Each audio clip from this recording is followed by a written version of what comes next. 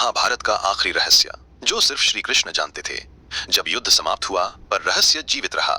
महाभारत का युद्ध समाप्त हो चुका था। कुरुक्षेत्र की भूमि रक्त से लाल हो चुकी थी।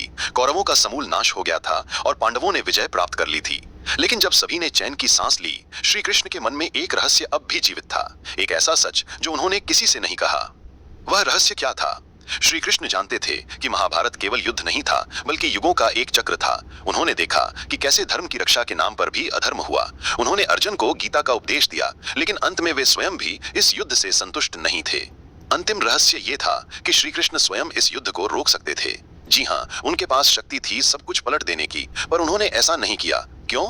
श्री कृष्ण का मौन एक ईश्वरीय निर्णय। श्री कृष्ण ने अंतिम समय में यह स्वीकार किया कि धर्म और अधर्म का युद्ध नहीं था ये, बल्कि मानवता की परीक्षा थी। उन्होंने ये भी कहा कि यदि वे युद्ध रोक देते तो धर्म की नींव ही खोखली रह जाती।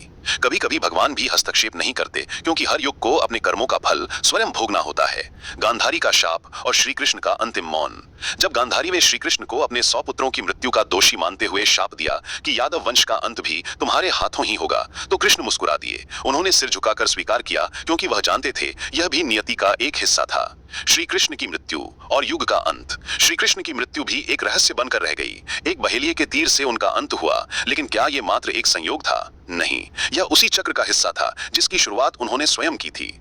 तो क्या था वो आखिरी रहस्य? श्री कृष्ण जानते थे कि सत्य को थोपना नहीं, जीना पड़ता है, और हर युग को अपने कर्मों से सीखना होता है।